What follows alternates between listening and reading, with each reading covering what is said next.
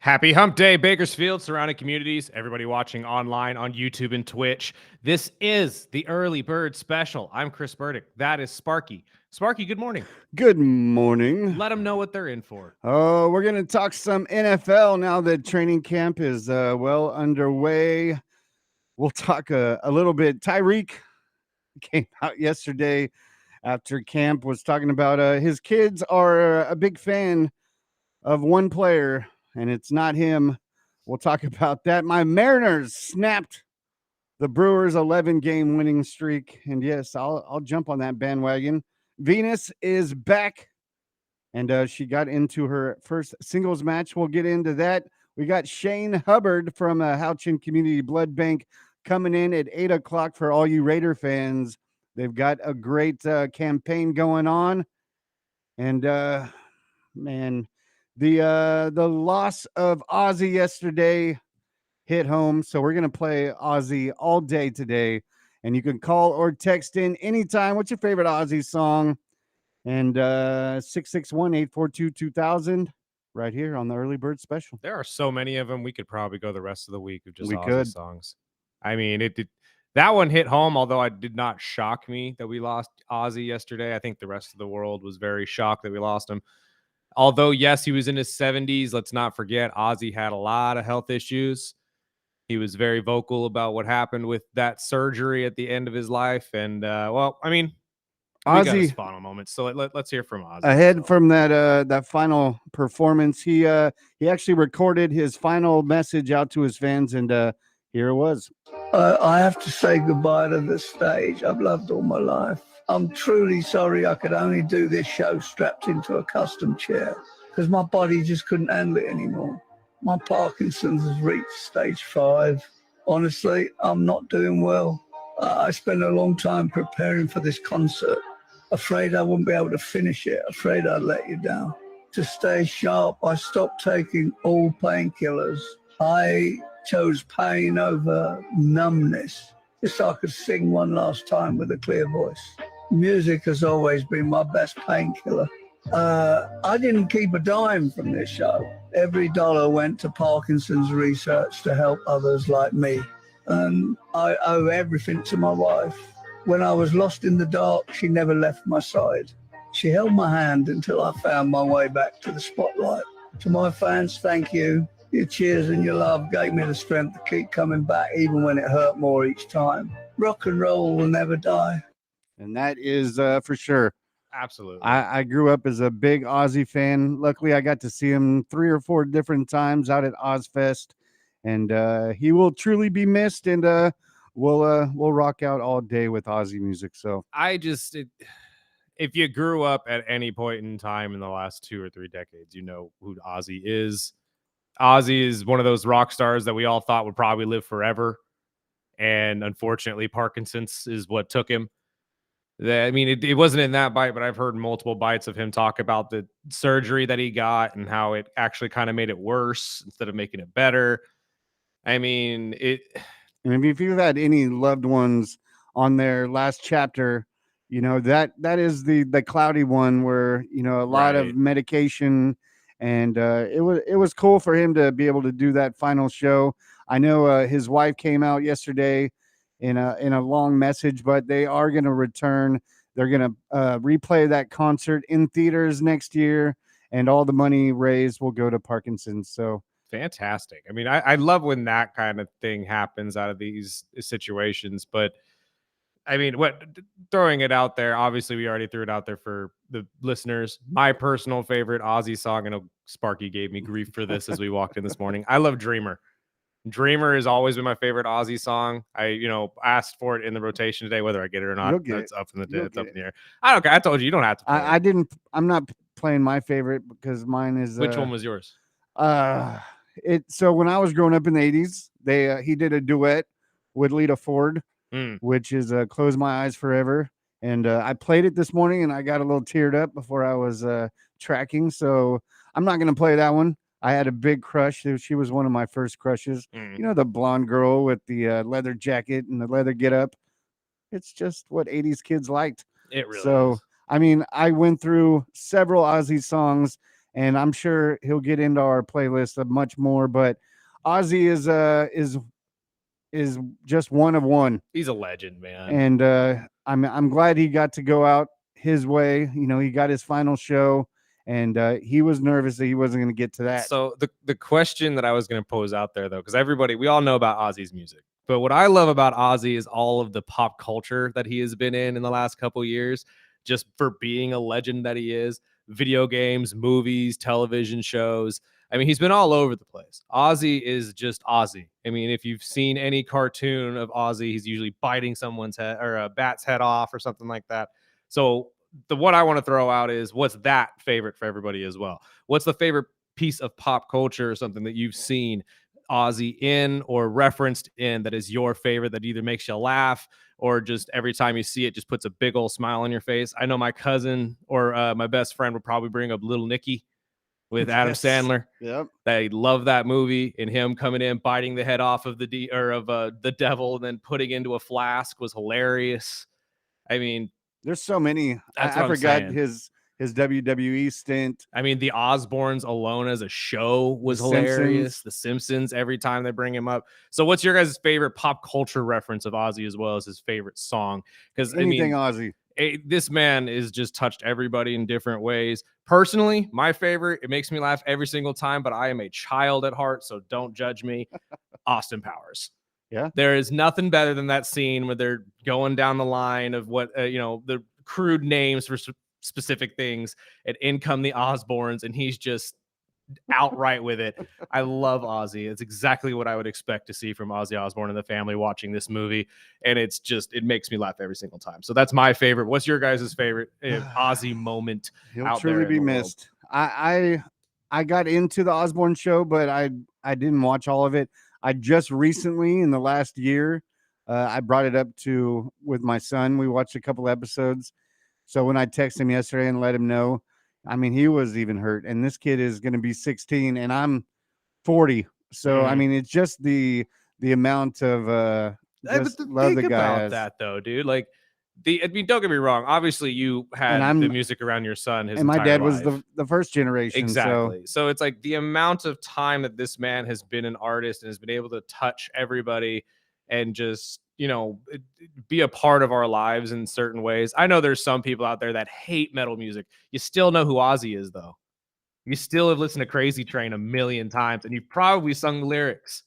You've still heard Iron Man a million times. Like, come on. Like, Ozzy transcends music, but he also transcends just the barriers that everybody has towards either liking or disliking a certain thing. He is the Prince of Darkness, but he is everybody's prince. So it's hard to really hate like on this man at all. I hate the way he went. I wish we would have gotten him in his 90s, much like we're probably going to get Keith Richards and a lot of the other guys. But I Mick mean, Jagger, all of them. yeah, Mick Jagger. I mean, they signed a different contract with the devil, though. I'm not sure exactly what they had to give up, but they apparently got the 100-year contract while Ozzy got 70. Which is long for amount of drugs and rock and roll. That's what he I'm did over the saying. years. Like, imagine the life that this man lived. It was leaps and bounds more exciting than anything any of us will ever be close to. So he'll truly be missed. We'll take our first break, and we'll get into some NFL talk right after this break. We are the Early Bird Special on ESPN Bakersfield, 12:30 a.m. 101.1 FM.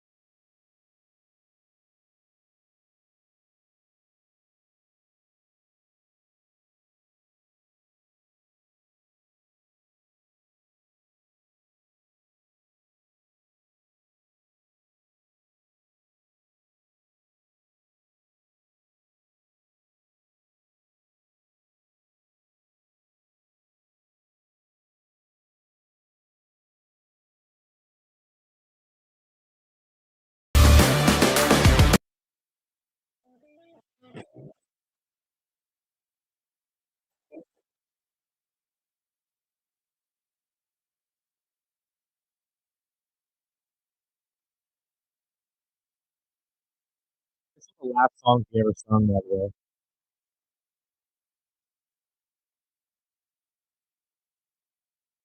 I saw that video just yesterday, but apparently this is the last song that they ever sang together or played It was together. his first hit. That's a weird question to think about too. But like in his shoes, do you go with the first hit? Do you go with the biggest hit? Do you go with the one that you love the most? You know what I mean? Like which one closes out the 'cause, I mean, especially in music. Most retirements in music really aren't retirements, they're just long breaks, especially nowadays where these guys come back just for anniversary albums and stuff like that, but and I think Paranoid is I suitable. the first time I got to see him, I was kind of sad because it was my first Ozfest and it was with Black Sabbath. Mhm, So they did all Sabbath. And I was like, oh, it was awesome. But when you're in the heat mhm. for 12 hours and then the sun starts to go under that mountain and you're finally getting a breeze and you're like, oh, God, thank you. And they play Sabbath and you're hearing War Pigs and you're just feeling like a zombie, just been sweating for 10, 11 hours. And then you have to hear Sabbath. I was like, wow. I really wanted to see Ozzy after that because I had never got to see him solo. Right. So I got to see him a couple years later when he had Zach Wild at the guitar, and it was a badass show either way. But we will get into some NFL talk now that camp is underway. We got a surprise retirement yesterday as Yeah, well. let's start with that. Tyrann Matthew has decided to hang it up after, I Honey believe, Badger. 11 years in the league, 12 years. This shocked me because, I mean, I know we've been talking about these guys retiring at a young age. He's 33 years old. I thought for sure he had at least another 2 years in him, 3 years. He's always been one of the most consistent, probably top 4, top 5 free safeties in the league, no matter who he's played for. And he came in with such like negative connotations towards him as well. We're talking about a kid that was honestly in the Heisman Trophy conversation when he was at LSU, goes into the NFL draft, has the issue with, I believe, marijuana at the time or something. I believe he got busted for trying to sell it, or I can't remember what the deal was, but It it was had something to obviously do with pre-NIL. drugs. Yes. It had something to do with drugs. I'm not sure. I can't remember exactly what it was, but he ended up actually being absolved of it before the draft. It ended up becoming that he had nothing to do with the situation, but it still killed his draft stock. He went from a bona fide top 5 pick to a third rounder to Arizona, turned his entire career around, went from playing corner to free safety, and has been a stud at the position ever since. Moved around the league a couple times, played for teams like the Chiefs and the Saints as well, going back to Louisiana, being a hometown boy for 3 years. I thought he was going to have at least 2 to 3 more years left on this career, but he ends up hanging it up yesterday. 685 solo tackles in his career, 36 interceptions, 100 pass deflections. That's pretty respectable numbers for a free safety. Does he get into the Hall of Fame though? That's skeptical. Not 100% sure if he's going to be skilled or high enough on that list to jump in there. But what say you, my friend? I would doubt it. Yeah, that's what I'm thinking. I think he had a great career. I was a big fan of the Honey Badger. At least not a first balloter for sure. No, I just really doubt he'll get in.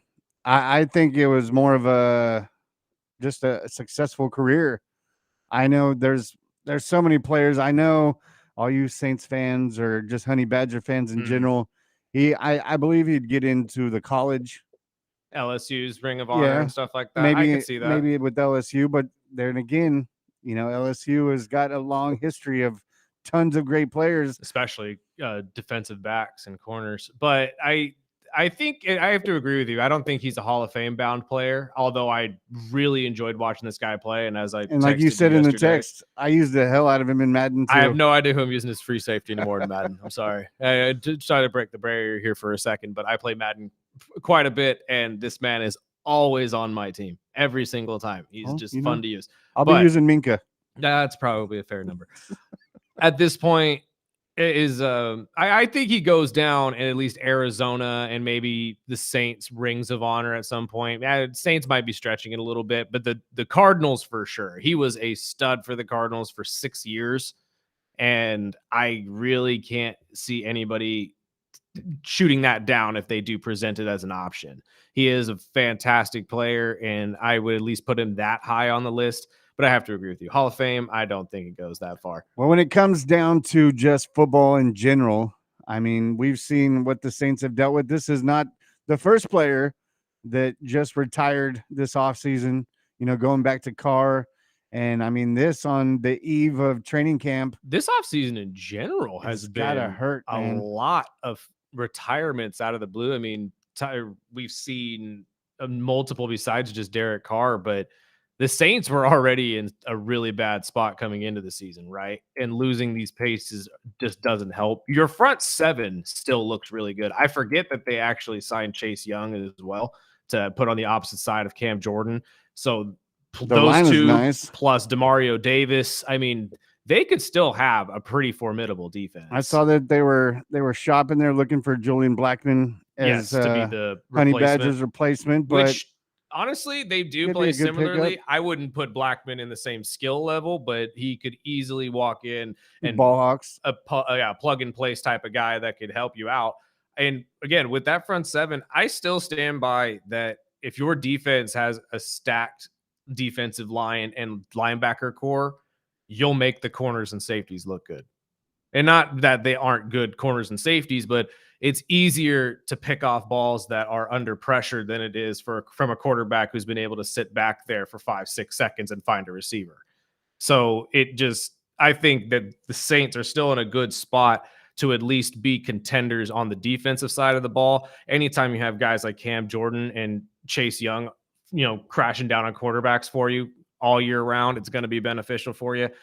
This is a hit, though.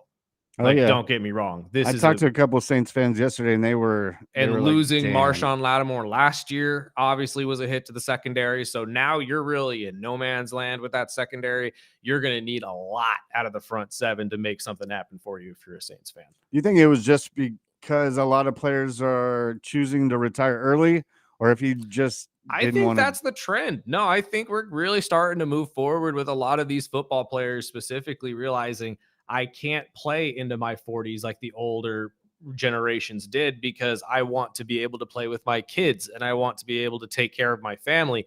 And when you really boil it down, the amount of money that these guys make in the 10, 12-year careers that they could potentially have, like Tyrann did, you get a considerable amount of money if you're smart with it. So it's not a far, it's not a far thought that these guys really start retiring at the ages of 33, 34, 35, especially on the defensive side, because the pure amount of punishment your body goes through while playing on a football field, man, like being able to retire at 33 would be beautiful. But again, the amount of health issues and stuff that these guys are going to have to deal with that we won't is vastly different. So yeah, I think this is just the start of a trend here that we could potentially see. At least defensive players, maybe offensive players can stick around a little bit longer, but we haven't really seen a lot of them, or at least the big names, retire early on that side of the ball yet. But the defensive side, yeah, I honestly think this is going to be a trend that we see going forward in the NFL. Especially players like safeties that go out there and pop players. Defensive ends, safeties. I know he was dealing with neck injuries just from the hits over the years. Really, it just, again, everybody on the defensive side, right? Maybe not corners, but I'd say corners take the brunt of their punishment in their legs than they do in the torso or maybe the head area, because the amount of movement and shifting you have to do with your hips and your knees and your ankles throughout the season. And let's be honest, injuries happen to ACLs and MCLs and all that type of stuff all the time, more now than ever before. So at this point, I think it's just a combined defensive side of the ball is getting beat up a lot more often, a lot more frequently. Offensive players are getting bigger than ever, just as much as defensive players are getting faster and faster. It seems to me like a logical move forward for a lot of these football players to make as much as you can in a 10-year span, get your pension, because they all get a pension at the end of their careers, depending on how long they lasted in the league, and then move on with your life and go live out the next 30 to 40 years, hopefully 50 years with your family in a somewhat healthy state. Because you're never going to be fully healthy, right? Being a professional athlete, you sign away your health. There's going to be something very rare. Do you have I can't even say Tom Brady, because Tom Brady didn't even have a perfect bill of health throughout his career. So it's more of, or I guess LeBron is the easiest one to compare it to. There's going to be wear and tear on your body regardless, just because of the physical demand. So it only makes sense that defensive players moving forward at least go to something towards a younger retirement age. It just makes a lot of sense. Who we got on the phone, my friend? Daily. Mr. Dave, how are you, sir? Good, guys. Hey, did you guys comment anything about Jerry Jones and about comments he made yesterday at the beginning of their practices? Which one are we talking about, Dave? Are we talking about him trying to get the Micah Parsons thing done, or? Well, kind of talking about players getting hurt and players. Oh, yeah, we mentioned this yesterday. Yeah, we talked about that. Yeah, I just wanted to chime in. Yeah, absolutely. I think Uh-oh. he's a detriment to the NFL. He's a detriment to his team. Every time I see a Cowboy fan, I offer my condolences. Now, Dave, you broke up there for a second. So are we talking about Jerry? We're talking about Parsons. Jerry Jones. Jerry Jones. Okay. Micah Parsons is going to be a great player. You know, he could be a Hall of Famer if somebody will just let him play. Right. Well, again, he's there at camp. He's the only one that's in contract disputes that really showed up to camp. I don't think he's really that concerned. I don't think Jerry's really that concerned. I think Jerry really just likes the fact the Cowboys are in the media and people are talking about them. You know, all publicity is good publicity. So, anytime the Dallas Cowboys are on TV or anywhere close to media, ratings go way up. So at this point, I don't think it's really Jerry being a toxic person, but you have to remember this man's at the tail end of his career, or tail end of his life, really, and he wants one more ring before he retires. So I kind of understand it. But I don't believe he's doing everything that's going to help his team to get. You know, you got a new coach. Let your coach lead the team. Let your leaders lead the team. You've got a great quarterback in Dak Prescott. When he's healthy, you know, that's what Jerry was saying. We win. Mm-hmm. I just when they're healthy. Yeah, when they're healthy. Well, and that's the key. And I talked about it, whether it's football, baseball, hockey, basketball. The team that's usually the healthiest come the playoffs is a team that's going to have a great chance to win. Oh, 100%. Well, that and whoever's the hottest at the time. I've always said that as well.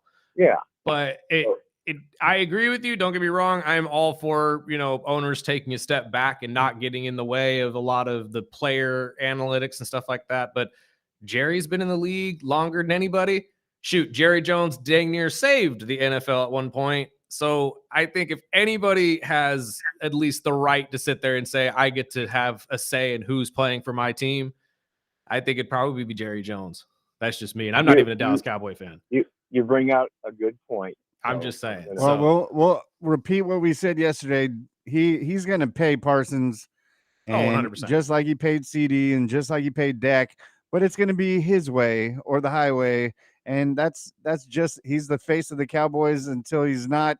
And I believe Parsons will get paid, but we'll take a break. We appreciate it, Dave.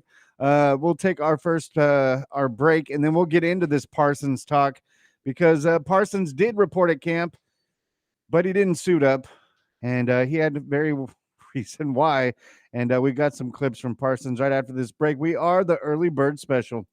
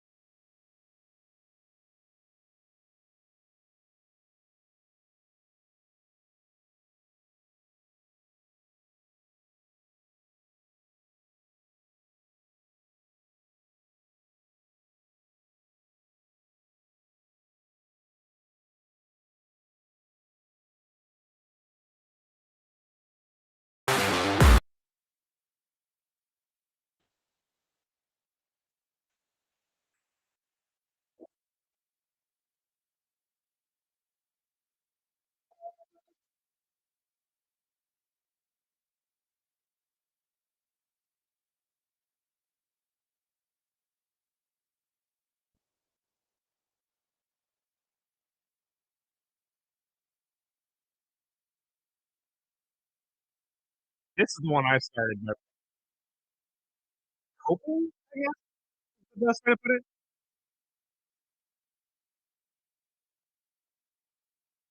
I don't know about you guys, but when I lose a artist that I love, I spend that night just blasting their music in my house. That's how I celebrate their life. I just blast it throughout the house. My neighbors hopefully like Ozzy. That's what they heard all last night. Everybody loved Ozzy. That's why I said. But I absolutely just blared this through my speakers last night. Started off. I was, oh man, it was so good. I have not actually done that in a very, very long time. It's good for you. We are celebrating Ozzy Osbourne on this show today. Therapeutic. Absolutely. Text in 661-842-2000. If you didn't hear us earlier in the show, we are asking all of our listeners to text in your favorite Ozzy song and Ozzy moment from out in the world of either pop culture or just from the Osbournes or whatever you remember fondly the most fondly about Ozzy Osbourne, who passed away yesterday. Shocking some people, not all of us. I mean, again, rock star, living the rock star life. You want to see him go to 90, but half of these guys, I'm surprised, are still on this planet. Let's go back to Micah Parsons real quick in the Dallas Cowboys. As Daily David brought up to last segment, Parsons, in the middle of his contract talks, showed up to training camp, even though there were some comments said by Jerry Jones before training camp started about him signing some of these big name players and them going and getting hurt the next season and, having some bad voodoo around him apparently in that area. This is what Micah Parsons had to say about deciding whether or not to hold out on his contract situation. At the end of the day, like, I'm just staying in the moment. Like, life's so short. Like, I don't want to give up this time, this place off the account of someone else. God blessed me to be here. I love representing the Star. When nothing can hold me back from football. You know what I mean? Like, this is genuinely what I love to do. And if anyone questions that, they probably have never been around me. I take everything I do very seriously. So holding out completely, I don't think so. Like I said, I love this game. There's nothing that's going to keep me away from this game. I think that's a good sign if you're a Dallas Cowboy fan, because obviously that means Mike ain't going anywhere if he has anything to say about it. He also came out and said that if the Cowboys want him there, he will be there. If they do not want him there, he will not be there. So he is just basically waiting for the deal to get done. I bring this one up first because I want to compare the two different sides of this coin right now. One side, Micah Parsons, obviously being very assured of himself, saying, probably not going to hold out, but I just want to play football. That's what you want from your player. The other side, which is Jerry Jones, who claims he's trying to get this job done and claims he's trying to talk and get this contract done, but is also skeptical because of injuries and some other things that were brought up last time. So here's the other half of this from Micah Parsons on whether he has even talked to Jerry in the last couple of weeks. Nah, but I'm gonna talk to him. I just thought as a whole, like, everyone's situation is differently. You know what I mean? At the end of the day, like, I'm here for my teammates. I'm not here to please another grown man. I'm here for them. I want to be here with Trey, watch him rehab, watch him be on the field, watch his growth. I want to be here battling with Terrence Steele. Like, I'm here for these guys. I'm not here for him. So I think, at the end of the day, he's on the field with us. We're on the field playing the games and things like that. So I'm going to just control my teammates, keep boosting it, and, we just want to keep playing together. So no talks between Micah and Jerry. Jerry, what's going on? He's got a month. That's what I'm saying. But was it last year or the year before where he waited until the day before kickoff? So. Yeah. But again, this is why I say what I said to Daily Dave. I genuinely believe Jerry just likes Dallas being talked about, whether it's good or bad. He knows his guys are going to come to play. Parsons clearly is not going to hold out. That's the positive thing if you're a Dallas fan. And he's going to play on a one-year contract regardless if he gets it done or not, I'm sure. But if we haven't started contract talks yet, or at least you guys haven't had conversations between the two of you, I'm sure Jerry and the ownership and stuff like, the front office have been talking to the agency, I would assume. But that's where I'm at. If Jerry hasn't talked to Micah himself, where's the disconnect here? Why are we not getting it done between the two of you and figuring out what Micah wants? But again, that's just me talking as an outsider. I don't know. What are your thoughts, my friend? It's Jerry's world. We're just It living in really it. is. I mean, that's just what it's been. And Jerry's getting older, and like you'd said, he wants a title before he's buried, and that's the way he likes to run his team. I mean, obviously, you want Parsons. Yeah, he showed up, but he's wearing the red shirt. Like, he's not touching. He's not trying to get anybody hurt. And that's one of the topics that Evan Cohen brought up this morning on Unsportsmanlike is, you obviously you want your best players, your team captains out there. And there's a couple players, big players that are dealing with injuries, but they also lost, a couple offensive linemen, retirement, whether it was that or the waivers. Um, you want somebody like Micah suited up and running that defense. And I think the longer he waits, I mean, Parsons is a freak athlete. So I can't say it like most players that, you want them to get into camp. You want them, moving around and running that defense. Right. But I think the longer he waits, I think Parsons and Dallas, I think they all know it's going to happen. Just when and where. And I think Parsons will get paid, but I think the longer he waits, not only the heavy on the fans that want to see Parsons out there, but now you're teasing into not having your all pro in there. And the longer you wait, I think it's going to just start the season not as fitted as they'd want. I know there's announcements going on every day now. This week we'll hear about it, and I think you said it yesterday. We expect Parsons to get his deal done soon. I would expect it to happen soon. There's other players that we've talked about, like Trey Hendrickson and other ones that are not even in the same state as their camp is, because I mean it could always be worse. But I mean, it's cool for a player like that to step up and show up at camp. I mean, as a Dolphin fan, we saw that with Tyreek a couple years ago. He didn't show up, and we're like, oh, what are we going to do? So I think Dallas is in a better situation just knowing that Parsons there. But I think it's going to start wearing off on players, especially how money goes up, the salary cap keeps going up. And if you're not going to take care of your players, you don't want to be the Cincinnati Bengals and you're a defensive team or a defensive player. And I think I don't know if it wears off on other players, how they look at Dallas. They don't want to play for Jerry, or they don't want to be a part of that whole situation. And it's gone. My question is, why is it happening to defensive players? Because these offensive guys are getting paid. It's an offensive league. It's a quarterback-driven league. I mean, if you can score points, you can obviously win championships. I don't think there's really a hurry with the money situation anymore if you're the Dallas Cowboys, because obviously the bar has already been set by TJ Watt. Nobody left on the market. Literally no one is going to get anything higher than TJ. I would say Trey probably could if he can convince a team, whoever trades for him. But even then, I feel like the lack of production in the run stopping game really stops Trey from being in that upper echelon of getting paid of defensive ends. So I expect a deal to get done. Don't get me wrong. But it just, the disconnect between him and the player doesn't make sense, because for all we hear about Jerry claiming he loves his guys and he gets his stuff done for his guys and all this, we never hear of Jerry actually connecting with the player itself. Maybe that's the issue. Jerry wants a championship. Why not go connect with the guys who are going to win it for you?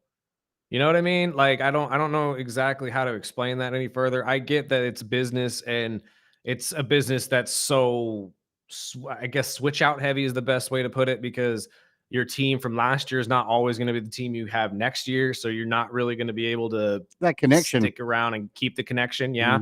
I mean, do you remember how close he was with the Aikman years and Emmett? Right. And that's what I'm all saying. Those guys, they were like a family. That's the point I'm making, is that, like, it's really the camaraderie of making those guys want to win that championship for you, right? But we're hearing that Micah doesn't even care to go play for the guy. He's here to play for his teammates. He doesn't care to play for Jerry. So it's like there's the disconnect. You know what I mean? Like you've lost that part if you were a Dallas Cowboy, because like you just said, the best times for you as a Dallas Cowboy is when you were all one team. And it seemed like Jerry was really part of that.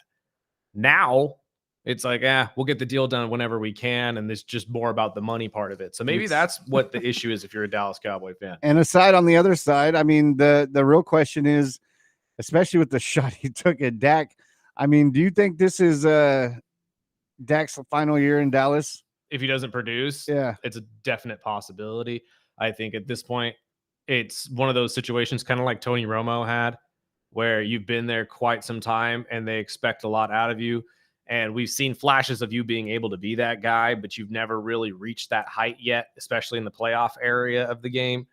So it's a possibility. But again, as we've been saying for the last couple of days, Jerry loves his guys as much as he loves to go to the media and keep them in the media. You never really hear, this is the weird part about it too. You never really hear about a Dallas Cowboy player having a discrepancy against the team. You know what I mean? Like you never really hear of a player coming out and saying, I hate playing for Dallas. But you usually hear their names all around the media because everybody's talking about them. So they'll talk about hating the media for keeping them in the limelight, but playing for Dallas is never really the issue, right? I think that's kind of the same thing here. I think Jerry actually is focusing on more keeping all of the limelight and all the talking points on him. So all the blame goes to him rather than on the players, keeping the pressure a little bit off of them and the coaches and allowing them to focus. But because he's doing that, he feels he's taking the brunt of the punishment for you. So if you're not producing, ergo Dak Prescott, he's not going to have as good, he's going to have you on a shorter leash than everybody else. I mean, I just going off of what I've heard from Schefter, and it seems like the most pressure is on Dak this year. Yes, 100%, especially with the amount of money that you're being paid. But for me to say that they'd move off of him, you'd have to have a pretty good replacement to move off of Dak Prescott like that. You know what I mean? Mm-hmm. If there was a possibility of getting someone on the caliber of an Arch Manning or somebody coming out of college that's that good, 100% I say take the opportunity. Yeah, Schefter was even mentioning don't be surprised if Carr's name gets brought up around next offseason. I was like, wow, I didn't even think about that. But yeah, I think Dak's a good quarterback. He's a good system quarterback. Right, absolutely. And going through all the different coaches, I think it's really going to be on how this offense will run through Dak and this new coach. And, I believe Dak's best years were with Jason Garrett. And I mean, he's dealing with injuries. He's getting paid. He's got the weapons. Right. So we'll just see, obviously teams are offensive minded in this years of football. So I think what they brought in with the offense, I really don't, who the hell is their running back this year? It's actually Miles Sanders, if I'm not mistaken. I'd have to double check that, but I'm pretty sure Miles Sanders is the starting running back in Dallas. Well, we'll have to get into that, but we'll take our final break of the hour. We'll have Shane Hubbard from Houchin Community Blood Bank to let you know, Raider fans, on how you can win some tickets. And it could be just as easy as just giving blood. We'll hear, and we'll get into this scary Terry talk right after this break on Early Bird Special on ESPN Bakersfield, 1230 a.m. 101.1 FM.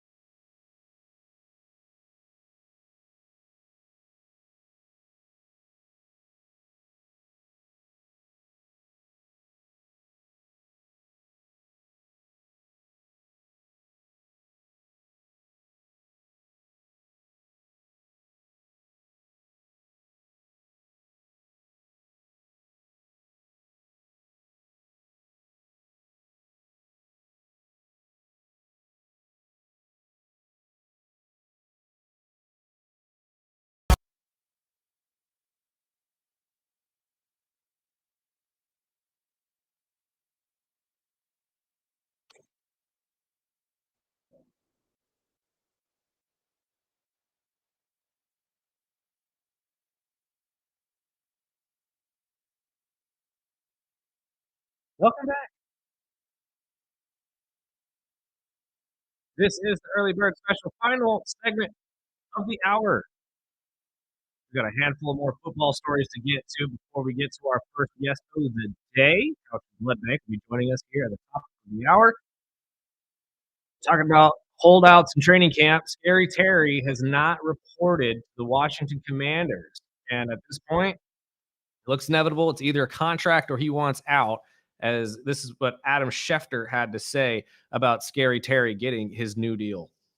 I think it's going to be addressed here in short order because these things don't linger usually with players as important as Terry McLaurin is to the Washington franchise. The question is, do they get it done today? Did they get it done this week? Is it going to linger into training camp? I'd like to think common sense would dictate that they'll figure out a way to get this done, but it's dragged on all summer. And you heard how frustrated Terry McLaurin was when he spoke out at that press conference last week. Now, this is a franchise that has done everything right under new ownership. This is the first little blip where you say, what's going on here? But again, I think they'll figure it out and find a way to keep Terry McLaurin in Washington. They'll work it out. I can't see Terry playing for anybody else. I would love to. I know a lot of people would love to. But that would be just foolish. I have to agree. Again, we talked about it when we first heard this story start developing. Terry McLaurin has been there through the bad times. Terry McLaurin has made your team look great when you guys have looked awful. Terry McLaurin has literally won you football games. I don't understand why we can't get these things done quickly. I really don't. I'm like Schefter. I expect it to get done. I'm not, concerned that it won't get done. Where this deal puts him in terms of top paid wide receivers, I'm not sure. Does he sniff Jamar Chase's 40.25? Probably not. I know that's probably what he's going to want, though. Yeah. He's going to want somewhere in the $38 to $40 million range. For the same reason you just said. He's just as important to Washington as Jamar Chase is to Cincinnati. You can't. I mean, if you'd like to argue that, feel free. Text or call in 661-842-2000. I say Terry McLaurin is 100% just as important to the Washington Commanders' success as Jamar Chase is to the Bengals. And if that is so the case, that's a hard argument not to pay him somewhere around the $40 million range. They're going to have to get something done. Especially right now when Jaden Daniels is in his rookie deal. Yeah, you got the money. So spend it. Spend it.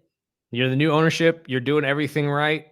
I love what I saw from the mayor of Washington, D.C. yesterday, too. Said that he's not concerned about what the president said. He's more concerned about getting RFK built.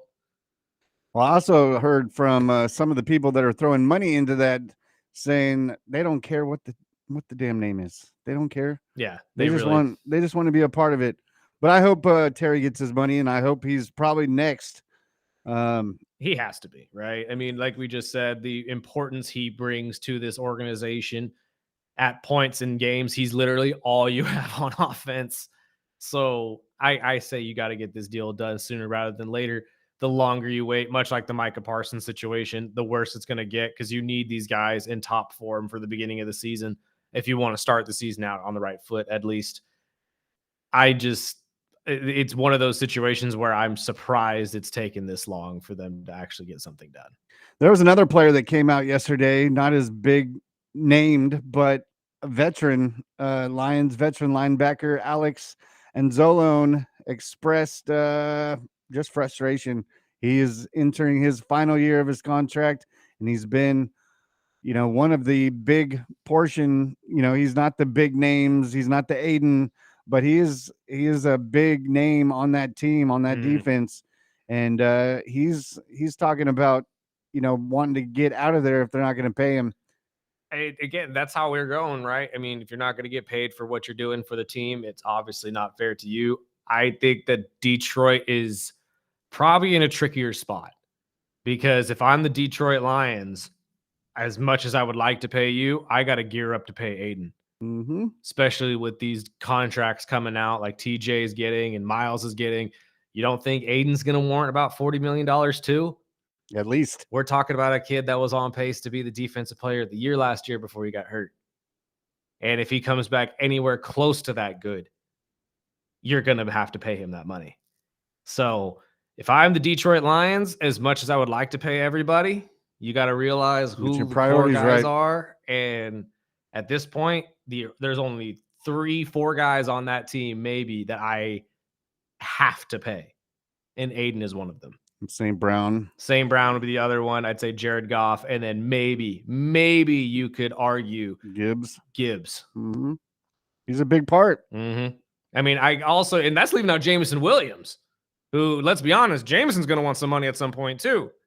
But those 4 are the ones that I'm looking at where I'm saying I'm paying those guys above everybody. And actually, that's not even counting the Branch. It's the safety, who is a massive part of the defense, and he's going to need to get paid at some point. So I know everybody wants to get paid, but sometimes it's just not going to work out in the cards. I'm not sure if Alex is going to get the money he wants, but it's, time will tell. Maybe the Detroit Lions can work something out and make us all look like fools. God only knows. We got to take a break real quick, pay some bills. On the other side, we're going to talk to the folks of Houch and Blood Bank. If all of you people here in Bakersfield, if you're a Raider fan, you're going to want to listen to this because they have the hookup for you. All you got to do is donate some blood, and you're going to get put into a drawing to get exclusive tickets to the Raider game, set you up at the 25-yard line, plus a whole bunch of benefits. In-seated food and drinks.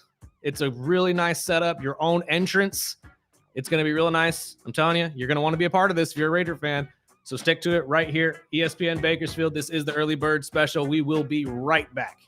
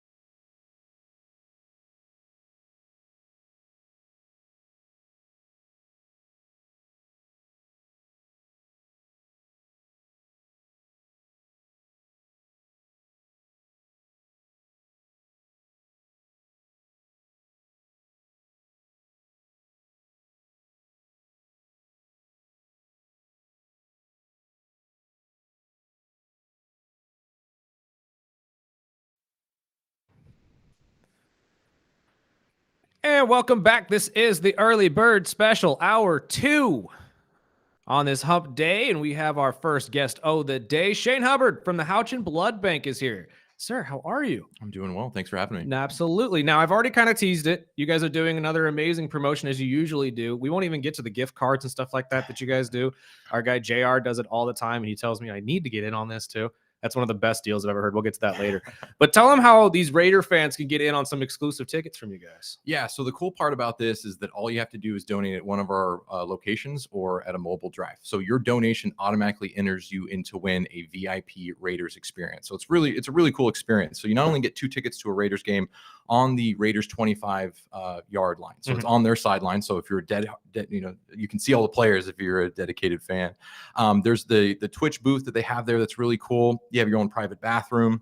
You have your own private food service. So you really feel like an exclusive VIP while you're at the game watching the Raiders play. Nice. That's awesome. Now, Yeah. is this set up in like a traditional stadium seating kind of a thing, or do they have like a booth setting? Do you know how this kind of works? I'm not sure because I haven't been to Allegiant Stadium yet. Oh, okay. But I do know that the person that was telling us about the seats, they said it feels like a luxury experience. So I'd imagine Okay. it's got to be box. a booth or something, especially if you're Yeah. in Vegas, right? Right. Like, so maybe it's kind of like a bottle service kind of a thing. Yeah, I hope so. That'd Right? be pretty cool. That'd be a nice hookup for you during a game. Yeah. Talk about this though. I know blood drives and stuff like that. It's so detrimental to not only our community but to a lot of other places because I know we give blood throughout the community or the country as well Right. from Houchin. Mhm. Where are we at right now? I know we were in a huge shortage not too long ago. Are we still kind of in that area? Yeah, unfortunately, the shortage has been going on for almost 3 years now. And what I mean by shortage is that we're looking at the numbers and we're projecting where we're going to be, and it's not getting any better. It's getting worse incrementally. So it's not like the world is ending necessarily, but the way that we see it in the next 2 years, it's going to be even worse than it is now. And so the struggle that we're having right now is getting enough blood to the hospitals when they need it in a timely manner. So we can obviously fill orders when they need it right away, but being able to look ahead at the next couple of days and go, if a hospital calls us, if Memorial calls us, if Mercy Southwest calls us, if we don't have O blood, which is the most needed, it's most in demand, Right. then it's going to be a difficult situation for that patient that needs blood. Right. And I know you guys ask for O blood all the time because for those who don't understand the blood type thing, O is able to give to everybody. Right. AB is the one that's able to only give to one, correct? Yeah. So AB is a more, so there's a couple of different products. You have blood and then you have platelets. AB is like the universal platelet donor. Like you can use anyone can use AB so AB, platelets. you're on the opposite side. Right, of the on the spectrum. opposite side. Okay, that makes a lot of sense. But most of the time, blood is what's needed from O's. So the O negatives can be given to anyone. So if you're an O negative, please come donate. Absolutely. If you're O positive, it's the most, popular blood type.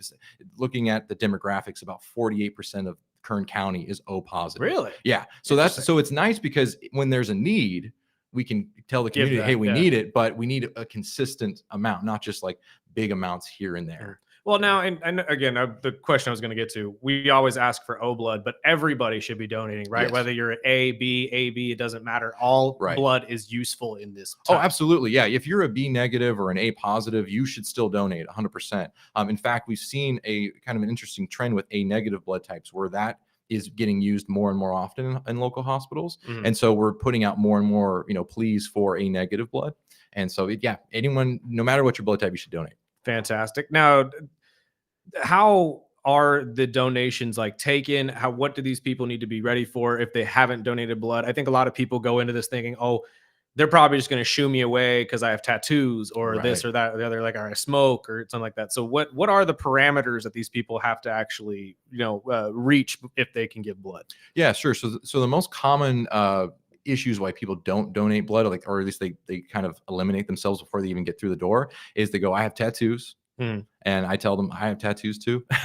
And I donate we all have tattoos. So the only rule for tattooing is if you've gotten a tattoo in the last 7 days, you should probably wait another 3 or 4 days. Okay. So it's not really a strong restriction. Is there a reason for that? Is it just because the ink content in your blood at the time, or is it more just like we're here to open try wound to help you kind of thing? Yeah. So your body's in the process of healing. So we don't want to interfere with that. And I'm not sure if there's any sort of issue with like contamination of like blood and ink or anything like that. I don't think that's the case. No, but it's more though so that your body is healing. So let's let it do that first, and then we can go ahead. And And are there any other things that people should be aware of? Like we've got a lot of people asking, like, I have diabetes. I take diabetes medication. Is that okay? Yes, you can totally do that. We definitely recommend that you check with your doctor and ask them those questions beforehand. But we've had plenty of people that have those sorts of conditions. And what I would say is go on our website, look at all the different things beforehand. Right. If there's any sort of medication you might be taking, and just double check. And I mean, Sparky has mentioned it too. There's multiple things that you guys do outside of just this Raider giveaway. Shout out some of those. Yeah. So coming up in August, actually. So for those that maybe aren't eligible right now, we have a Shohei Ohtani giveaway. So that's going to be pretty cool. So we got a signed photo of him, and he's got some other memorabilia that's there. So that's a grand prize. Second prize is going to be 2 Dodger tickets to a game, and I think it's September.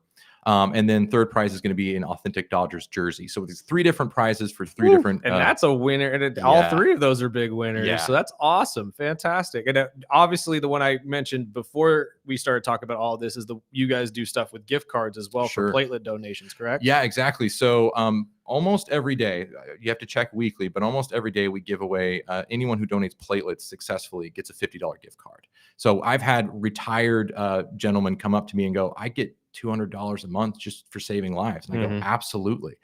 So we recommend that people look into platelets. It's a little bit different qualifications, a little bit more of a time commitment. You're looking at about an hour and a half of being in the chair. But if you don't got anything better to do, come on by. Well, that was my next question is what's the difference? Say I want to do the platelets. What can I set myself up, scheduling out my day or whatever? What is the difference of just going in, giving blood, getting in and out? And, what is the qualifications for doing platelets? Yeah. So the biggest difference is that it takes about an hour and a half to donate platelets, whereas donating blood takes, when you're in the chair, like 5 to 10 minutes. So you still go through the same process of doing the questionnaire, doing the weight check, doing all kind of the necessary pre-screening stuff.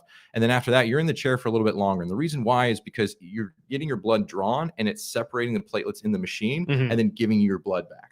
So you can donate platelets every 7 days. Donating blood is every 56 days. So that's why people can come in once a week, give or take, and you get that $50 gift card. That's a good deal too, because I mean, it's pretty sweet. And it's a situation too for those of you who haven't done this, where you could take the $50 and put it towards dang near anything, right? Yes. You can make it an Amazon card or a Disney card or whatever you want to put it towards, right? I had a lady the other day, a mom, actually say that she started at the beginning of the year and she donated all year as much as she could, and she used all that money for Christmas. See, that's what I'm saying. Yeah, right? That is a great way to build up for Christmas. Exactly. I mean, me and Sparky were just talking about for his son, he put away what, 20, 40 bucks a paycheck for his son for a new car. Yeah. I mean, it's the exact same thing. Yeah, it's tough when you're a single dad when he's 4 or 5 years old. And luckily I work at MoneyWise in my full-time job, so they taught me 20, 40, whatever, if you get a raise, up it a little bit.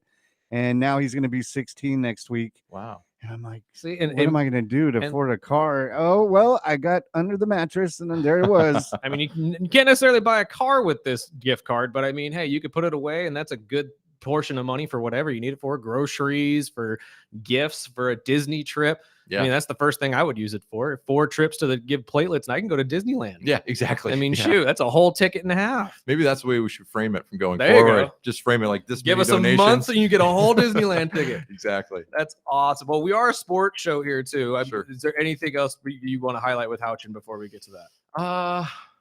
No, I just say if you're interested in the Raiders giveaway, come in between Wednesday and Saturday, donate, and you'll be entered to win. Fantastic. And when are you guys going to pull the winner of that as well? Next week, so early next week, like Monday, Tuesday. Will it be shouted out on like your social media and stuff like that? Yeah. Okay. We're hopefully we can get the person in and they'll be cool on camera, and we'll take a photo and we'll get the whole thing Okay, going. fantastic. So we'll look out on that as well. Sure. Before we let you go, though, we are a sports show. Are you a big sports fan? Or I played baseball for 18 years. Fantastic. What position?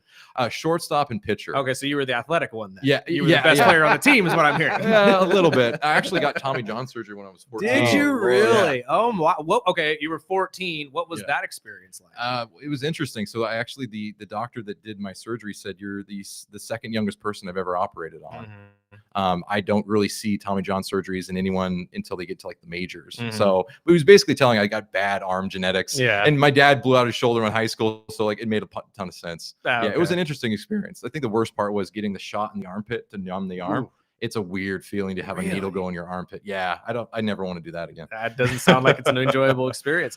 Well, Yeah. I mean, that's an interesting thought now because we've talked about this because now pitchers, when they're younger and younger pitchers are trying to throw in the 90s and the hundreds if they can. So Tommy John for a 14-year-old now might be a normality for some of these players. You know, I wouldn't be surprised. And especially if they have the prospects to go pro. I mean, it's a good investment.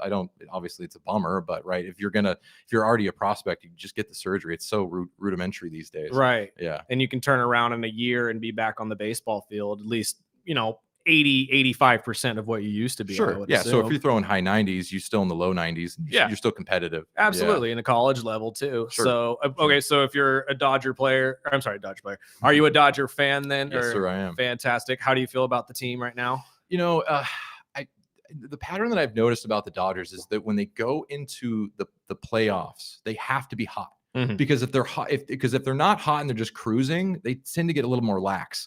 So what I'm hoping for is that we have this kind of dip like after the All-Star break, and then maybe like 30 games away, they start getting hot again. And then so you're okay with this lull they're on right now? I'm totally fine with it. I'm so used to the lull that I rather have the high come right before the playoffs. That's what I keep because that's telling how they people. made their World Series run the other time. Right. So it's like, yeah. And I mean, the best you want right now too is to be healthy and obviously have the momentum going into the playoffs to be able to pull that off. And I don't think Dave Roberts thinks about this that often, but I think he's at least a little bit aware of the cadence of how they need to go into the playoffs. Because if you look at the last, basically since 2020, they've had different experiences throughout the season and then their playoffs experience. And if you look at the correlations, you see that when they get hot right before the playoffs, they tend to carry that all the way through. Absolutely. Most teams do. It's kind of an interesting pattern. Oh, I agree with you. And honestly, I think we were just talking to a listener about that in the last hour of what's the most important thing. Is it being healthy or is it being hot? Personally, I think it's being hot going into the playoffs. Sure. I mean, we just saw it in basketball this year with the Pacers, right? Right. Ever since the All-Star game, they were the hottest team in basketball. No one ever taled about it until they were starting to blow everybody away in the playoffs, and they made it all the way to the finals. So I don't follow basketball that much, but I was surprised to see the Pacers. I was like, really? I didn't know they were that good. Exactly. Right. You would never know because no one was paying attention. Yeah, I thought they were in a building year. I didn't know they exactly. were. So, but I mean, for you guys in the Dodgers situation, I've said it a million times. Even though you guys have had your moments of looking kind of poor, especially when it comes to the bullpen situation, you're still one of the best teams in baseball, so you have to feel at least somewhat confident. Yeah, when all cylinders are running, it's one of the best teams in baseball, and that's why I think that if you have this lull right now, it's nothing to be concerned with. Right, get it over with. Yeah, exactly. Get it over with. Get out of your system. Let players heal. Let them take breaks. See, that's what I've been trying to teach Sparky, who is a born-again Seattle fan. He just experienced his first Seattle loss the other day and almost, cried. They came back and beat the Brewers last night, so I'll take it. Him, man, it's baseball. You're going to lose games. You're not going to go undefeated all the time. Who's your football team?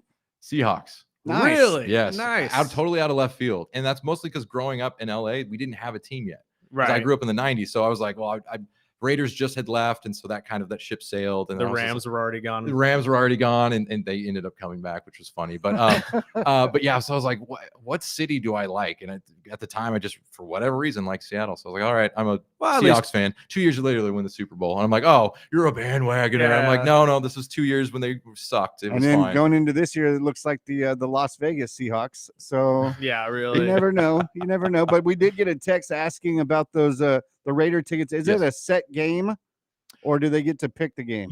I don't know. It is a set game, okay. And I wasn't given the details on the set game, but I know it's obviously later this year. Give blood. Find out. Yeah, trust me, it's gonna be a good game because who doesn't like Vegas, right?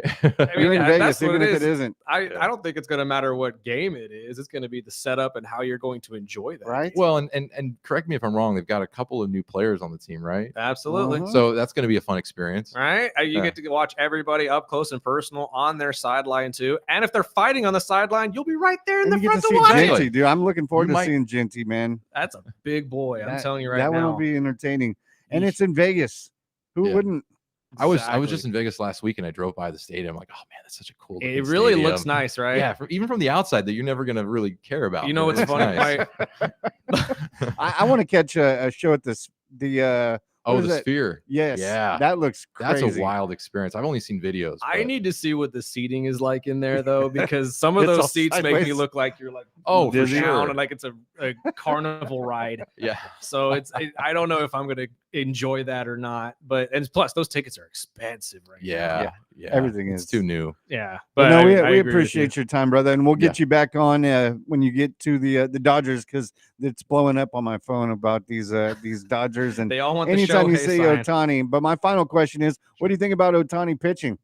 It's an interesting move. I wanted to see him pitch for the Dodgers, and I'm really glad he took his time Mhm. because I think that's what they told him from the get. They're like, dude, you're a hitter first and foremost. Yeah. But we want to see you pitch when you're ready. And so Yeah. it's going to be cool. But I really hope that he doesn't overdo it. I don't think he will, but I really hope he doesn't overdo it. I want him to have longevity. I have an unpopular opinion about Go his for it. pitching. How would you feel about them moving him to the closer? I like that because he's See? no, See? that's a little bit less Finally. wear and tear. Little less wear and tear on him. Right. It's the most pivotal pitching position that you haven't been able to fill if you're a Dodger fan. Right. Even the Kenley Jansen days, most people hated it when he came in. And he's the most dominant pitcher you have, so why not put him there? Well, not only that, but how cool would it be to hit 2 home runs and then close out a game as the Exactly. pitcher? That Babe Ruth didn't do that. Exactly. You walk, they just pull him and say, come out from that Yeah. field, come play this real quick, and then just put the Yeah. ball in his hand. That would be really cool. I personally think it would work out. I've gotten a lot of grief from Dodger fans from bringing this up. Really? Yeah, not a lot of them are on board for I this think for that's some a reason. great idea. See, Yeah. this is why we're bringing him And it's back. coming from a Phillies fan. Exactly. I'm a Philadelphia fan, so I'm all for it. I don't care. Well, I appreciate the idea as a Philly I'm fan. I just appreciate saying. you giving us that idea. Right? I have to give at some point. We take too much. That's the problem. Oh, here we go. Well, Shay, thank you so much for your time, my friend. One more time, let everybody know about the event and where they can go and how or the days that it's going on. Yeah, so it's been all this week. So you have Wednesday through Saturday to donate at any 3 of our locations. If you have a mobile drive you're already planning on go to, you'll be eligible there. And all you have to do is donate blood. That's the only requirement. And do they need to tell anybody that they want to be put into this, or are they just automatically put in? Well, when you're donating, we'll have a phlebotomist come up to you, and then they'll have this little QR code that you want to scan. Okay. And then they'll just say, hey, put in your name, put in your number, so that if you win, we know who to contact. Gotcha. Okay. Yeah. Cool. So it'll all be set up and easy to go. So Oh yeah, we got it taken care of. fantastic. Thank you, my friend. Appreciate your time as always, and we'll talk to you soon. Thank you. Thank you. We got to take a break real quick, pay some bills. This is the Early Bird Special on 101.1 FM, 1230 AM, ESPN Bakersfield.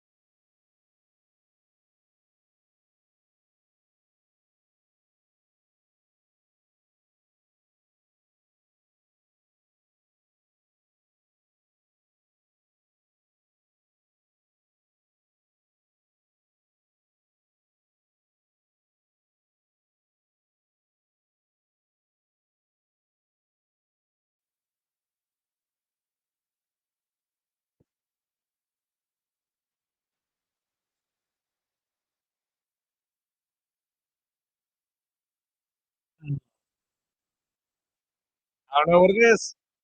I don't know what it is about this song. Just that it's not the Post Malone one. Yeah, not stand that.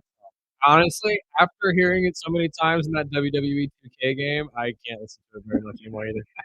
That's probably why I That's don't like honestly, it. it pops on every time I turn that game on. I'm like, "Oh There's my a god." couple of songs on there, and then they throw in that one country song. Yeah, which I'm was like, "Oh, random, God, I very hate random. this But damn again, song." it's when they allow artists to actually do the playlist.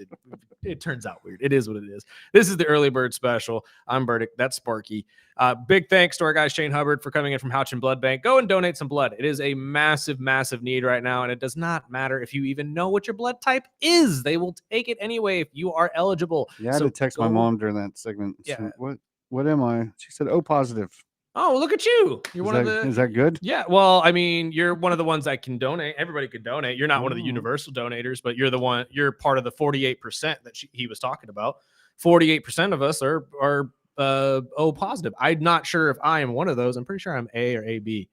I'm not 100%. I need to go in and get it checked my dang self. But Well, speaking of the Raiders, they Yes. signed another former Seahawk yesterday, bringing Jamal Adams in the mix. we talk about Jerry loving his guys. Pete Jeez. Carroll loves his guys too. Again, good for him. It's a guy whose career was probably on the downturn, to be honest with you. He hasn't been the same since his early days with the Jets. I would say that this is a good move, but I don't know if they're even going to play him at safety, if they're playing him at linebacker, because that's really been where he's at. He's been at the last couple of years as they moved him down to linebacker because his speed has kind of been wavering the last couple of years. Well, he So, did mention that he's not going to be a full-time starter, yeah, that he's didn't going think to so. be kind of a fill-in when here and needed. But I mean, the more I looked at the Raiders side, I mean, I know Christian Wilkins, if he plays at all, it'll be later in the season. Mhm. But going down, some pickups, they got Jeremy Chin, they got a Landon Roberts, they got Jermaine Pratt. They've got some big names, but I mean, they're older. They're a bit older. But Jamal Adams, I would say, has definitely been on the back end of his career for Yeah, sure. I have to agree with that. I mean, again, he's had a solid career, a couple injuries here and there, but the vast majority of his time with the Jets, very small time with the Seattle Seahawks, were good. To be honest with you, the vast majority of his time there was very subpar. Mm-hmm. But he just has never reached that height he had with the Jets, right? There was a point where this guy was looking like he was going to be the second best strong safety, if not the best strong safety in the league. And just it hasn't really come down to it. I think that during those spats with the media and stuff like that, it just kind of got in his way. He got distracted and he never was able to regain his footing for some reason. This could work out though. Maybe a reuniting with Pete Carroll, since Pete knows how to play him. I would think that maybe it's going to reignite his ability to play in the NFL. Where he plays on the field, though, is going to be a big factor in this. How much of it? Yeah, and how much of it. So, Well, Pete Carroll did talk to the media yesterday, and I'm sure your Raider fans will love this. We win a ton. We win a bunch of games. There ain't nothing. I can't even imagine anything. I've been winning 10 games a year for 20 years or something. I mean, what are my expectations? We're going to win a bunch, and I don't care. Who hears that? I mean, it doesn't matter to me. It ain't about what anybody hears. It's about what we do, and so that's why expectations are really high. The standards need to be so that the expectations can be met. We'll see what happens. I wish I could guarantee it to you, but I can't even think of what else it could be other than being really successful. I love Pete. I do too. I love Pete. I'm a USC fan through and through, so I love Pete Carroll. I don't care what people say if he was a cheater. I don't care. Nick Saban did it too. I hate Saban.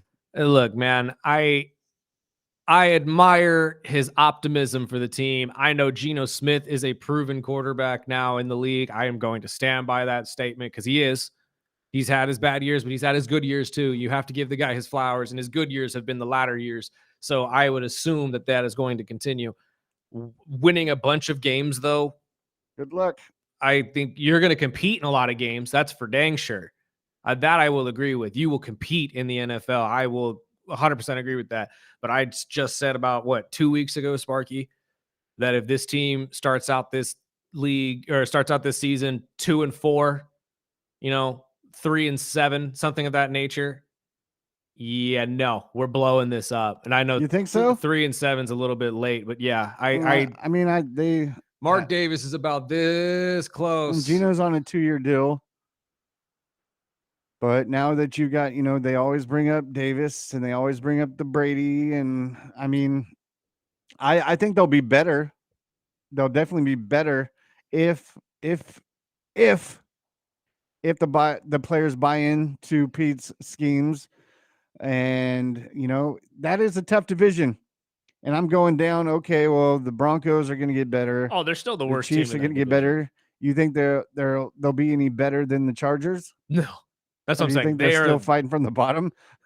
But Damn. again, it's not a slight towards the Raiders, okay? I'm Just the not division? trying. Yeah, it's the division. So I mean, if you're again, going down, this is early off season, but I brought up several times. I think the Patriots are going to be better than the teams that a lot of fans expect. yeah, I think the Patriots are my dark horse. I think they're going to be a better team, and not only because Vrabel's in there, but their defense has always been a top 10 defense.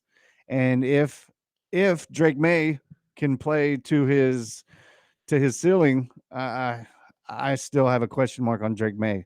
So I personally like their backup quarterback that they traded away, mhm. but I just don't see the Raiders winning a lot of games. Who's But in? I love the coach for saying it. Yeah, who's in Dallas, by the way. So if Dak Prescott does end up getting shipped out, they at least have somebody to fall back on for some sort of hype.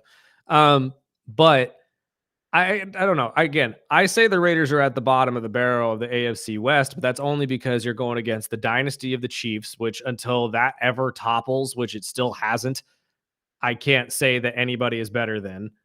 The Chargers are better than the Raiders just because of your setup. You have a better quarterback, you have a better coach, in my opinion. And honestly, they are maybe one or two pieces away from being at least a playoff contender. The Broncos are on their way up. Now, you're going to hit a sophomore slump.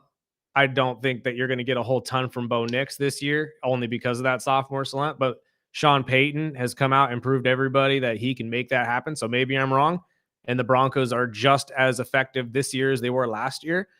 So going up against those 6 times this year, but how many of those are you going to win? Let alone the rest of these games. You know what I mean? I think they'll be better than the Chargers. I don't know. I just don't have any faith. I think Herbert. you split the series with the Chargers and the Broncos for sure. Mhm. But We'll they see. beat the Chiefs though 2 times or 1 or 2 times? That sits you at 2-4. I mean, they did beat the Chiefs last year, but it's a whole different scheme. Exactly. It's a whole different team. But you let us know. I know there's a lot of Raider fans out there. Let me know what is your expectation of this season. We'll take our break. We'll get into some other things other than football. Well, no, actually, hold on. I got one more Here football we story go. that I just remembered about, and I want to throw this out there. Since we're talking about expectations, we're going to get to this in the next segment, though. Johnson's expectations for Caleb Williams. Did you hear about this? No. I'll tell you about it on the other side of the break. This is the Early Bird Special on ESPN Bakersfield, 101.1 FM, 1230 AM.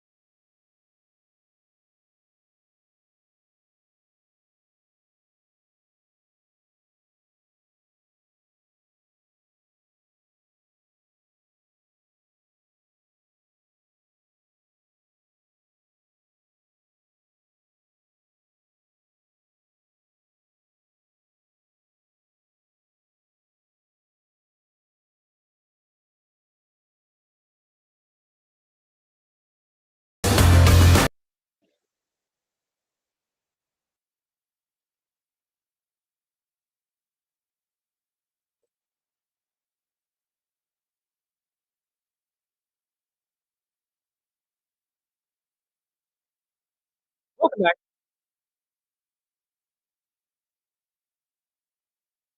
This is the Early Bird Special. I teased it before the break. Expectations have been made in the Chicago Bears camp. Head coach Ben Johnson is asking starting quarterback Caleb Williams in his second season in the NFL to complete 70% of his passes. Now, for those of you who are listening to me right now, Caleb is not exactly the most accurate quarterback in the NFL at the moment, although he did complete 62.5% of his passes last year. Doesn't seem like that much of a bump, right? Caleb was also 31st in qualified quarterbacks when in terms of being the most accurate. There were only 5 quarterbacks last year who completed 70% of their passes, one of them being Jared Goff, obviously Ben Johnson's former quarterback in the Detroit Lions. And the average normally for just I can't even say mid tier, just starting quarterbacks, about 64 to 65%. That's average. Elite quarterbacks get to 70. You're asking a kid to bump up his numbers to 70% or higher in his second year, where we already talked about a sophomore slump and that how real that is. Do you think this is a fair ask of Ben Johnson towards Caleb Williams? I do. Do you? Going into break, I was like, but I forget. I mean, Ben Johnson knows what he's doing, and he's built a wall around Caleb. And I mean, even if it's close, I mean, he obviously wants high expectations for his starting quarterback, and he also seems like he believes in the guy. So, I mean, it's going to be tough, but that's what you want to ask for your starting quarterback. I don't see it happening. This is a tall ask for somebody in their second year. So to put this in perspective, true, 5 quarterbacks got there last year. Only 1 got there the year before that, and that was Jake Browning, who didn't play the whole year. I didn't say they played 6 snaps. Yeah, exactly. This has not been done by a first or second year quarterback in some time. I'm not saying that Caleb doesn't have the ability to do this. In fact, really, to get to that 5,000 yard mark, he probably would have to complete 70% of his passes or better just to get the numbers up. But I feel like this is a tall order to ask of a quarterback that's the first year he's coming into your system. Because let's not pretend like Jared Goff, that was his first year with Ben Johnson. It just kind of happened. And Jared Goff is also known for being one of the most accurate quarterbacks in the league, has been since he got here. So asking that of Caleb Williams, who's coming into his second year, we're already expecting him to take at least, well, we don't want him to, but I would expect him to take a step back just because it's a sophomore season and everybody's got tape on the kid now. So you know what it's going to take to disrupt him. Hopefully you've made the necessary adjustments on the offensive side to be able to stop that.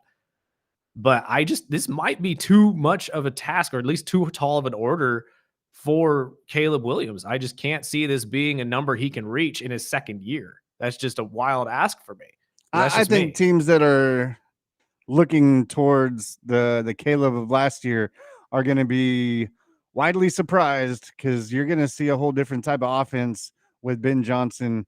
And that's at least what you would hope, right? That's just I don't know if it's like you make the 70% or you're done, but I think it's a good goal to have for your starting quarterback going into the offseason. Well, I mean, he even admits it's a lofty goal. Don't get me wrong. This isn't him saying like, oh, everybody should be able to hit it's this. Like Dallas won, or Jerry wants the Super Bowl. Right. And I get that he is just saying like, if we complete 70 or better % of our passes during practice, it should happen during a game. I totally get that. But I just feel like in an NFL offense, 65% is a fair number. Granted, he's still well below that. And being 31st out of 36 possible quarterbacks to be put on the list doesn't exactly help your cause any. 70%. I don't even know if he completed 70% in college. I mean, he probably did. I have to look back at the stats. I shouldn't say that, but it's more of, this may be just too much to ask from a second year quarterback. And I'm not saying that Caleb isn't capable. It's a lot to ask for. I'm expecting a slump. I am too. And that's why I'm saying if we're expecting a slump, not that he's going to drop below 62.5% of his passes. He's not Anthony Richardson, but it's more. Who's back? That That was another thing that broke yesterday. But just with the last minute of this segment, I didn't know if we are going to have time with it, but yeah. it's too funny to not pass it. So Tyreek Hill yeah, that's right. and all his kids, he went to the podium yesterday talking about, well, one of his sons is a fan, but not a fan of Tyreek. That's not his number one favorite receiver. And I'll let him explain it. They be on my head. They be like, "Dad, Justin Jefferson, dog." My kids are like Justin Jefferson fanatics, so they really enjoy Justin Jefferson a lot. So, I was talking to my son on FaceTime last night, and his mom told me, she was like, "Oh yeah." One of the kids came up to him and was like, "Hey, you Tyreek Hill son?" He was like, "Nah, Justin Jefferson, my dad."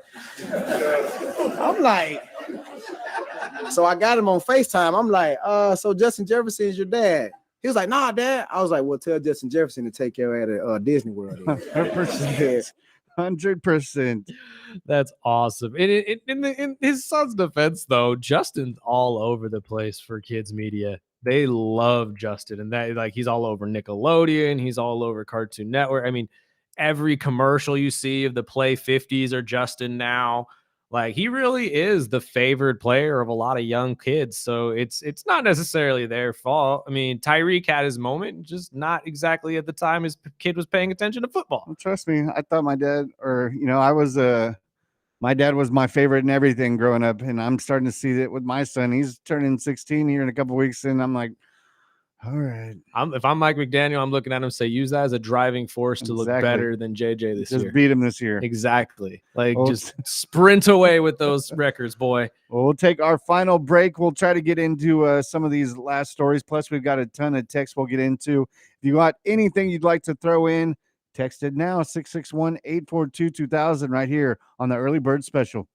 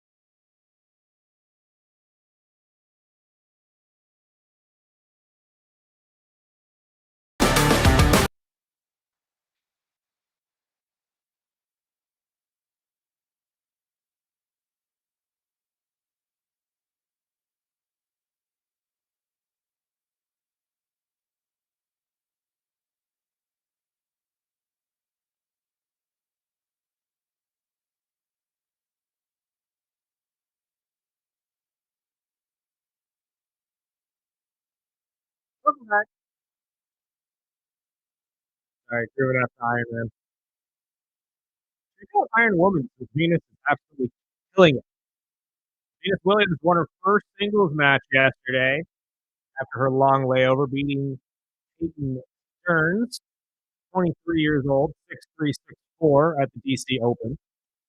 She is the second oldest woman to win on the tour. The only older woman to ever win was 47-year-old Martina Navratilova at Wimbledon back in 2004.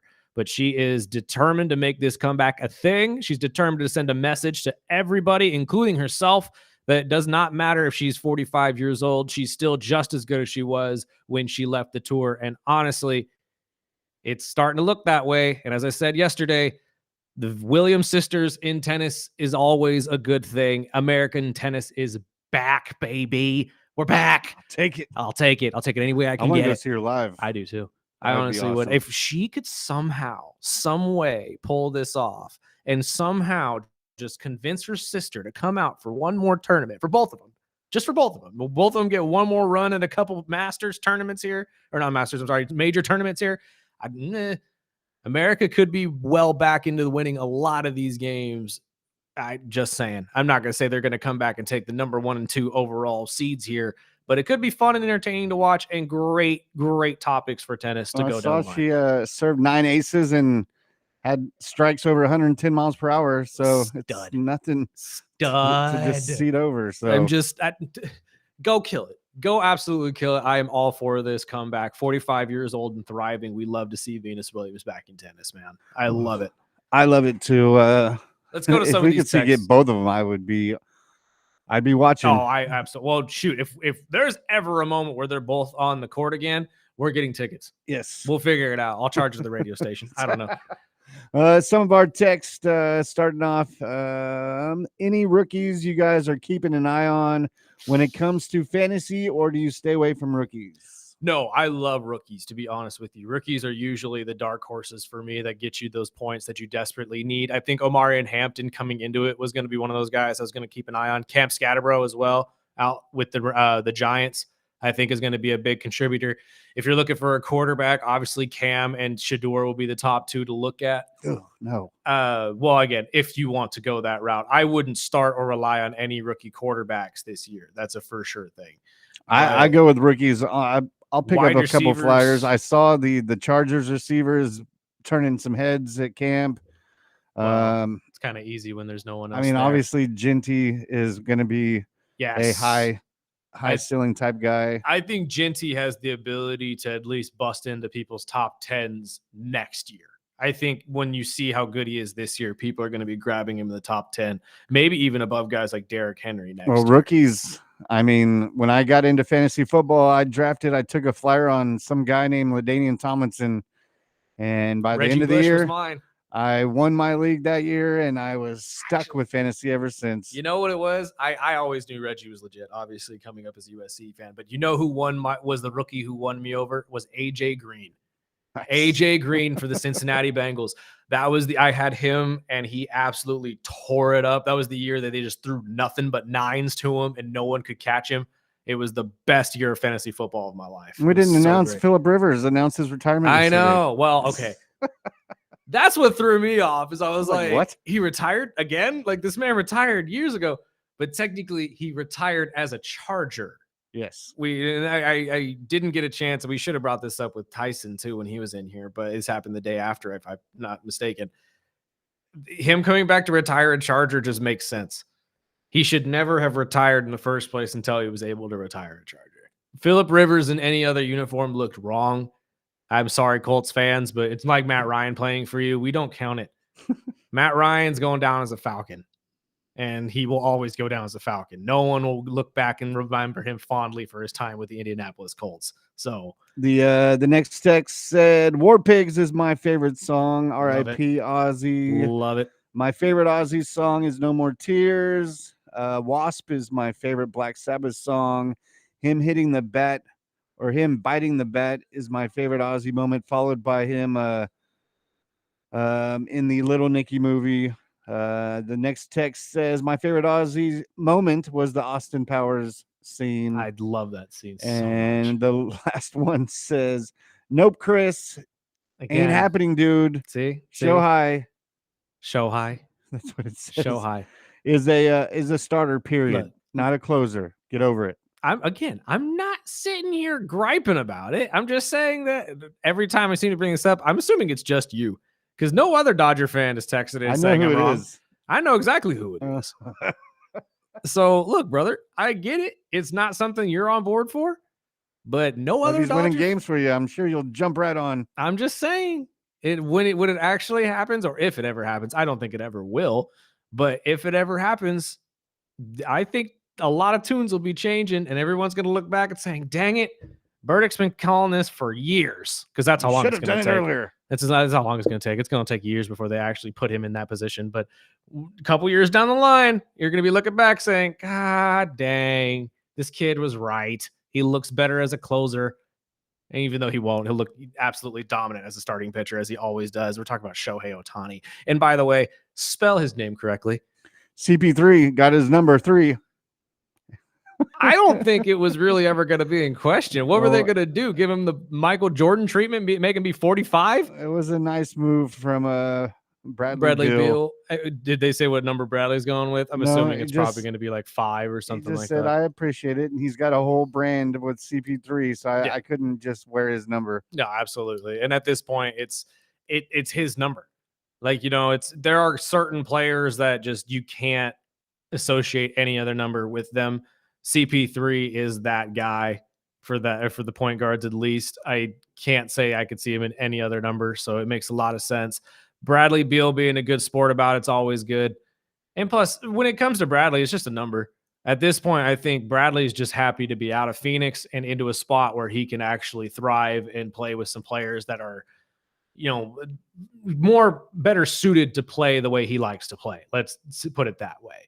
Because, I don't even know if Chris Paul is going to start, if we're being honest here. We might see him as the starter, maybe James at the 2, Bradley at the 3, and Kawhi at the 4. But I would assume that Chris Paul might be coming off the bench in this situation.